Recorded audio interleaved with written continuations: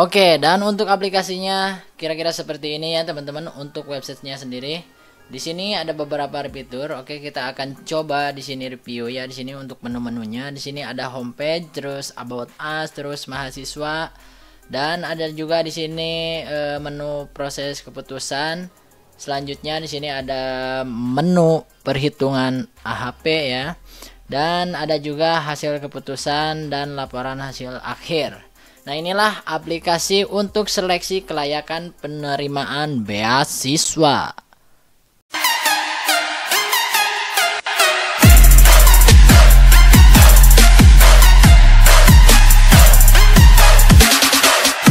Yups.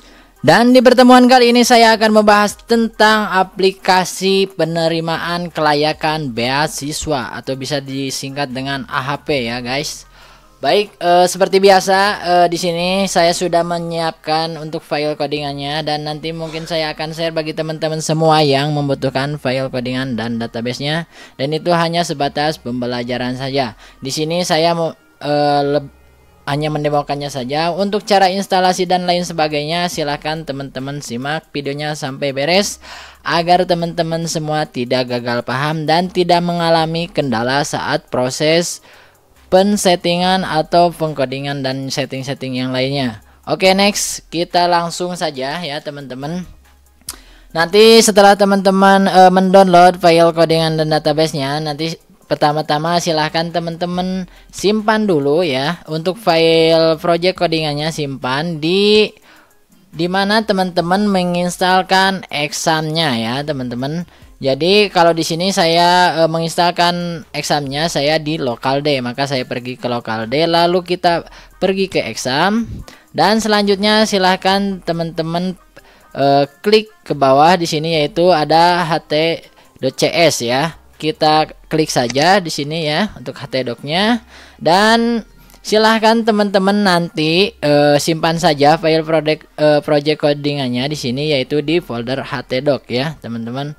Oke, next, setelah seperti itu langkah selanjutnya kita akan menuju ke tahap berikutnya. Yang pertama-tama adalah kita harus menghidupkan dulu examnya. Baik, di sini saya akan menghidupkan dulu examnya. Nah, ini teman-teman, dengan satu catatan ya teman-teman, untuk versi XAMPP nya teman-teman harus menginstalkan XAMPP yang support PHP 7, atau bisa juga teman-teman di sini nih ini samakan dengan yang ini ya, atau mungkin nanti saya akan kasih linknya untuk mendownload versi exam yang ini. Jadi teman-teman silahkan instalkan exam yang versi P3.2.2 ya, jangan versi yang terbaru karena akan ada beberapa kendala saat proses penginstalasian dan support file codingan dengan examnya. Oke, next kita akan menuju ke langkah selanjutnya. Silahkan teman-teman hidupkan setelah membuka XAMPP-nya, silahkan teman-teman hidupkan terlebih dahulu. Untuk Apache dan MySQL-nya saja, untuk file Zilla dan Tomcat dan yang lainnya tidak usah dihidupkan. Silahkan teman-teman klik start saja sehingga berwarna kehijau-hijauan. Kalau sudah berwarna kehijau-hijauan itu tandanya sudah running. Oke, next kita akan menuju ke langkah selanjutnya ya. Baik, di sini kita akan mencoba men-setting beberapa settingan yang ada di file codingan. Yang perlu pertama-tama teman perhatikan di sini ya, kita akan bahas dari atas ya. Dari folder si codingannya di sini saya kasih nama dengan folder AHP, dan di dalam folder AHP juga ada beberapa folder. Di sini ada CSS, terus juga ada image, terus juga di sini ada JS ya. Dan masih banyak ke bawahnya ya teman-teman. Untuk index, login, dan controller dan yang lainnya masih banyak. Cuman di sini akan saya review sedikit ya. Jadi di sini ada file-file yang sangat penting yang mungkin nanti harus teman-teman perhatikan. Dan untuk database-nya juga sudah saya satu filekan ya, untuk saya satu folderkan sudah saya simpan di sini dengan nama db ahv ya .sql. Silahkan nanti teman-teman cari saja di foldernya ya, itu yang ini ya teman-teman untuk database-nya. Baik, mantap ya, udah lumayan ngerti untuk tahap sampai sana. Kita akan menuju di sini, kita akan menuju ke file config ya. Di mana file config ini ya, ini kita cari file config di sini. Atau bisa juga dengan nama file koneksi ya di sini ya teman-teman. Nah, ini di file koneksi. Nah, ini file koneksi. Karena kita menggunakan PHP, jadi struktur dari codingannya kira-kira seperti ini ya teman-teman. Jadi sini silahkan nanti teman-teman isikan. Kalau misalkan beda ya file codingan yang teman-teman dapatkan, untuk settingan di sininya beda, silahkan nanti teman-teman setting seperti ini ya teman-teman. Jadi sini untuk servernya silahkan isi dengan localhost, dan username-nya silahkan teman-teman isi dengan root, dan untuk passwordnya silahkan kosongkan saja. Dan untuk nama database-nya silahkan teman-teman set sesuai dengan kebutuhan teman-teman. Cuman di sini saya mengasih nama dengan dbahp ya. Dengan satu catatan, nanti si nama database ini harus sama dengan apa yang kita buat di XAMPP atau di phpMyAdmin. Oke, mantap ya, udah cukup lumayan mengerti untuk sampai tahap ini. Silahkan teman-teman pahami ya. Kalau misalkan teman-teman masih belum paham, silahkan ulangi lagi dari awal. Oke, next kita akan menuju ke langkah berikutnya. Setelah kita di sini saya sudah mereviewnya, dan kita langkah selanjutnya yaitu kita akan membuat database baru dengan cara seperti apa. Kita buka browser saja di sini. Baik, di browser silahkan teman-teman ketikkan saja localhost lalu slash phpMyAdmin. Oke, ini ya teman-teman, silahkan ketikkan ini localhost phpMyAdmin, lalu kita klik enter saja.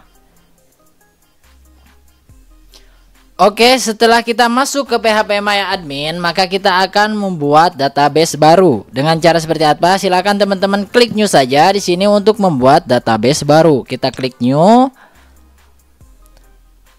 Baik, kita tunggu prosesnya lagi loading. Dan langkah selanjutnya silakan di sini untuk nama database-nya silakan teman-teman isi. Dan untuk nama database-nya harus sesuai dengan apa yang ada di file codingan, yaitu ini ya teman-teman. Nah, ini untuk database-nya dbahp ya. Kita rename saja untuk bermudah. Kita Ctrl C, lalu kita kembali lagi ke browsernya. Oke, lalu kita pastikan saja di sini ya dengan nama dbahp. Dan langkah selanjutnya silahkan teman-teman klik buat saja di sini, yaitu create ya. Karena di sini saya sudah menginstalkannya, saya tidak akan membuatnya lagi. Silahkan teman-teman klik buat saja. Dan langkah selanjutnya setelah teman-teman klik buat, lalu teman-teman klik import. Dan langkah selanjutnya silahkan teman-teman copy file di sini. Tinggal cari file database yang teman-teman tadi sudah simpan ya. Langkah selanjutnya setelah itu tinggal teman-teman klik go aja atau kirimnya nanti untuk penginstalan databasenya. Tunggu beberapa saat hingga proses penginstalan databasenya selesai. Oke, next. Jika sudah seperti itu, maka di sini saya akan coba membuka dulu file databasenya karena di sini saya sudah membuatnya. Nanti kira-kira akan seperti ini ya teman-teman. Tadi dengan nama dbahp ya ini. Nah, ini untuk databasenya kita akan klik saja.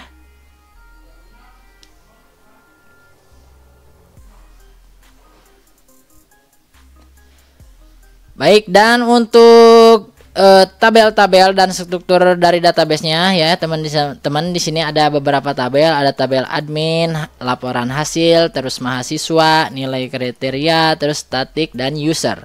User ini yaitu nanti untuk login ke websitenya. Oke ya, silakan nanti teman-teman pahami ya.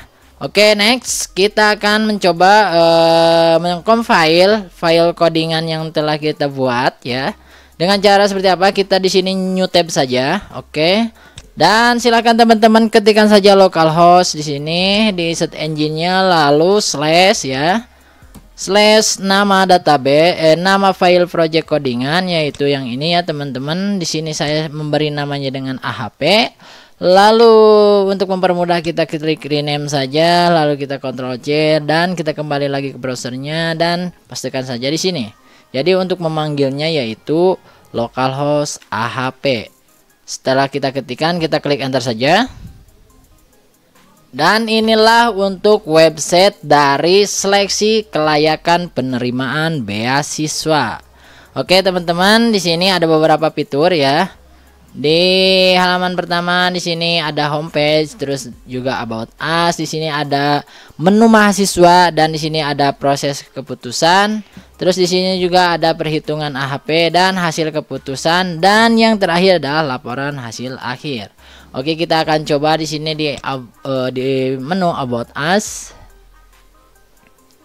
Nah, inilah teman-teman, jadi untuk ini untuk menu about us ya, di sini seperti biasa ya.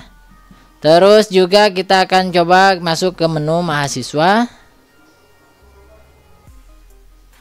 Nah, inilah di menu mahasiswa ya, ada beberapa tabel. Jadi di sini ada nama mahasiswa, terus nilai IPK, terus juga penghasilan orang tua, terus tanggungan orang tua dan usianya. Jadi nanti untuk penginputan jadi bisa diinput di sini ya, teman-teman. Nah, ini data-data yang sudah diinputkan. Semisal yang paling atas adalah Randi Komara, terus nilai IPK-nya 3.11 dan penghasilan orang tuanya yaitu per bulan yaitu sekitar 1,5 juta dan tanggungan orang tua ada 2 orang dan usianya sekitar 25. Oke, next kita ke menu selanjutnya. Di sini ada proses keputusan.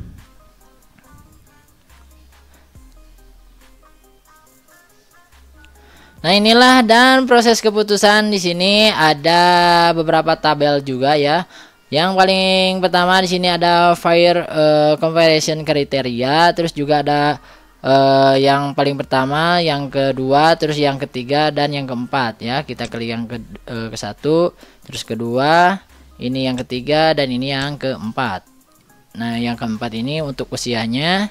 Terus untuk yang ketiga ini adalah tanggungan orang tua dan ini adalah penghasilan orang tua dan yang ini adalah nilai IPK ya. Dan di sini ada beberapa tabel untuk nama-namanya ada di sini. Dan yang paling terakhir di sini adalah laporan hasil akhir ya. Oke. Dan inilah untuk tabel-tabel nanti akan diseleksi. Jadi siapa saja yang lolos dari tahapan ini ya untuk seleksi kelayakan penerimaan beasiswa. Jadi di sini ada 8 orang dan setelah diinputkan maka ada 3 hasil yang ditolak dan ada 5 orang yang diterima ya, teman-teman. Nah, ini untuk tabel-tabelnya. Jadi di sini untuk nama mahasiswanya, terus nilai IPK-nya, penghasilan orang tua, tanggungan orang tua, usia, nilai dan keputusannya. Oke, dan untuk pembahasan kali ini untuk website seleksi kelayakan penerimaan beasiswa saya cukupkan sekian. Jika ada kekurangan saya mohon maaf, dan jika teman-teman ada kendala saat proses instalasi dan saat pengkodingan, silahkan teman-teman jatuhkan saja di kolom komentar. Jangan sungkan-sungkan untuk bertanya, dan jika saya sempat akan saya dengan sangat bahagia akan menjawab pertanyaan-pertanyaan dari teman-teman semua. Oke, sampai jumpa di video berikutnya.